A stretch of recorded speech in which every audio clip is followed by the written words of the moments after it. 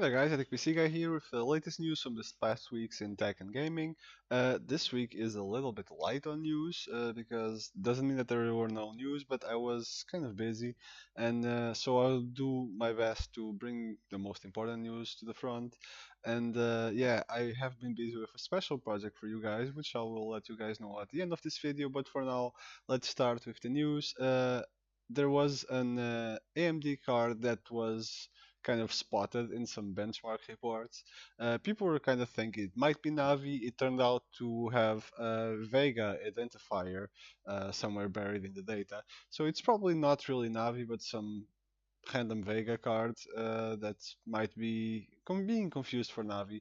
So that was not really what we were expecting it to be, which might not be horrible because while it was geared towards the gaming performance, it was not really at 2080 level that we kind of have been expecting Navi to hold up to, at least the higher end components of the lineup.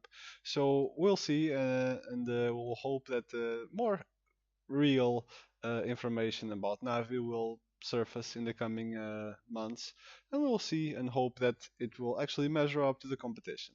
Still in the business of graphics cards, it is kind of hoped and thought that Nvidia might leak its at least a teaser, if not an actual full product. That would be way too early.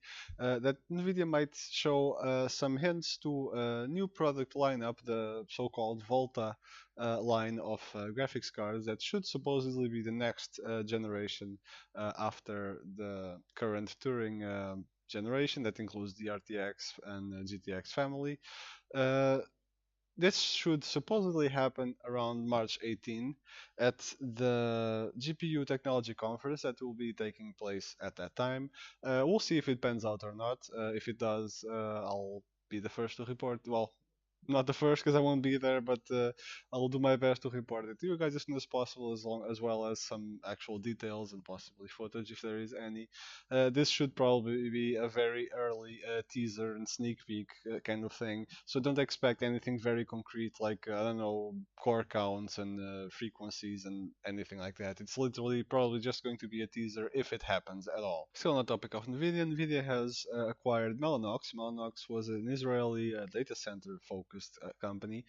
This should help Nvidia with its own data center side of enterprises, as well as with other things like AI, machine learning, and its new focus on self-driving cars, for example. This is all the technology that it's going to be developing and acquiring, and the expertise is going to help deal with communication between several groups of processors, making sure they work well correctly, that sort of thing, and it will help that sort of computational projects.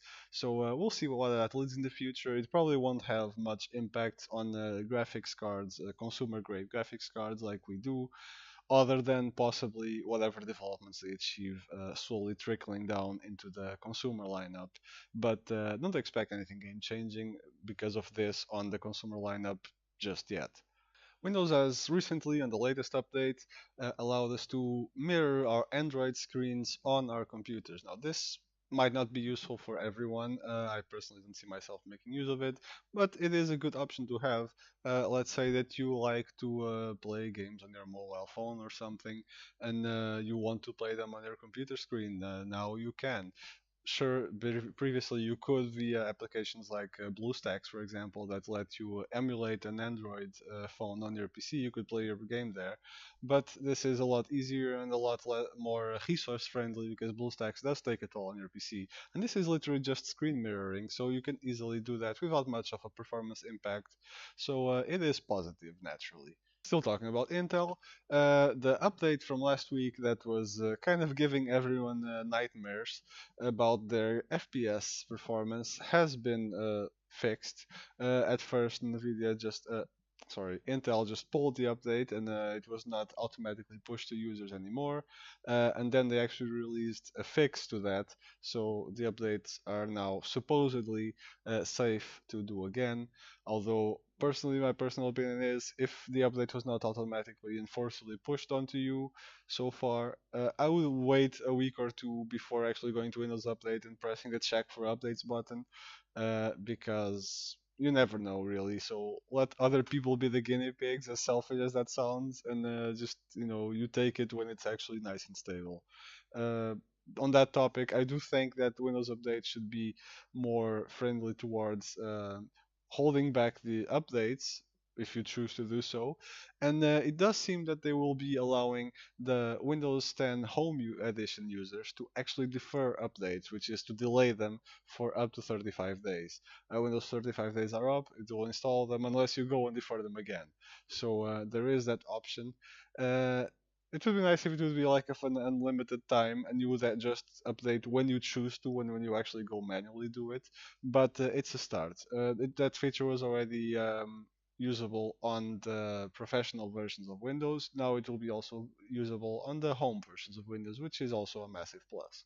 With AMD's upcoming launch of their Ryzen and Threadripper third generation sometime later this year, Intel has been on a bit of a hard spot because of their core count not really matching with AMD's offered core and thread count. On the other hand, Ryzen and Threadripper's frequency are kind of stacking up and actually getting close to what Intel offers, while also offering more logical and physical cores. Now, Intel's 10 nanometer process is not quite ready yet. It's not going to be launched anytime this year, or probably not early next year either. There has been no news about that, of actual hard dates for that.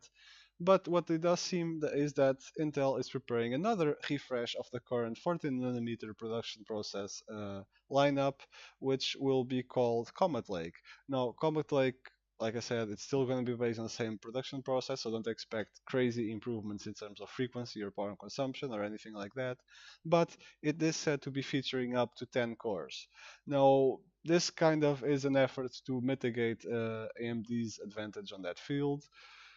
It will all kind of depend on how good these chips actually are in terms of temperature, frequencies, and all that, and stability and overclockability naturally. It will also depend on how good Ryzen and Threadripper chips are in those fields, and especially what kind of frequency they will be coming out at, because we all know that they will be better in terms of core count. It's a matter of per core count and multi-core performance that will actually make or break this release while facing up against Intel's releases. So it remains to be seen, and we will probably have to wait for more specifications and more actually hard numbers before a verdict. But it's interesting, even if a bit disappointing, because we're all waiting for 10 nanometer at this point, and they just keep relaunching the same with slight improvements. So we'll see where this leads us, but it's not terribly exciting. So that was it in terms of new tech news for the week. As for gaming, I did not really keep up with gaming much this week. It's been a busy week. Um, we are actually working on our first ever project of this sort on this channel. It will be our first benchmark slash review slash comparison of a hardware piece. Uh, it's not up yet. It's not ready yet. I'm still working on it. I'll still need some more numbers. A very lucky someone is getting an upgrade to their 750 Ti. Now she does not have it on her PC yet. She's getting a 1660 Ti. She already saw it and opened it and all that.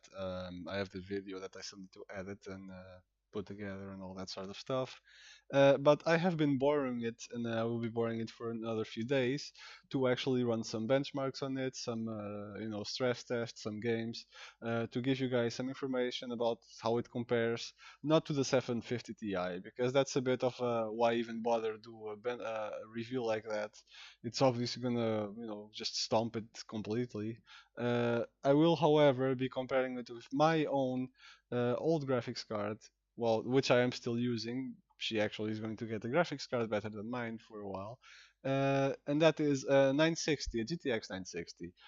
It's a bit less of a gap as a 750 Ti compared to a 1660 Ti, but it gives a more realistic view of people that are two generations behind, around the same tier, because it's a 60 versus a 60 Ti, and it's a more realistic approach, and it lets people see how much they can expect to gaming performance and other types of performance. I will be benchmarking several games, several actual benchmarks as well, some torture tests, that sort of thing. And I will also do a version of that review with overclocking the card using Afterburner's OC scanner, which is supposed to give very close to what you would achieve manual uh, overclocking results. And we'll see how much difference that overclocking makes in actual performance in real life. So that's another video that I will be putting out. So I'm kind of excited for this type of video. It is a lot of work. It is a lot of benchmarking, a lot of playing games just to see the FPS values.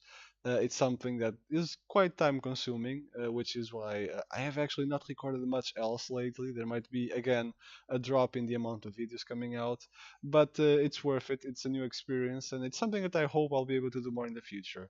Sadly, I won't be doing much more of that sort of work in the near future because that requires actual new hardware to review, and I'm not going to get stuff I'm not gonna buy graphics cards and CPUs just for reviewing purposes that and throw my money away like that.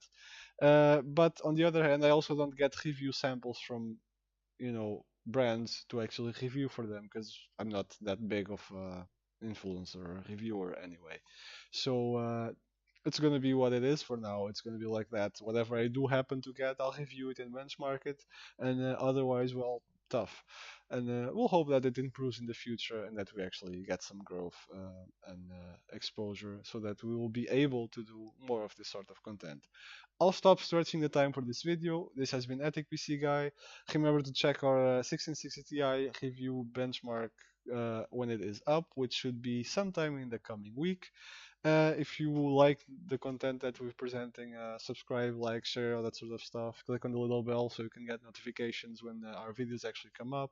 Otherwise, well, move along and come back later to see if maybe there's something that you like better. Have a nice weekend, and I will see you next time.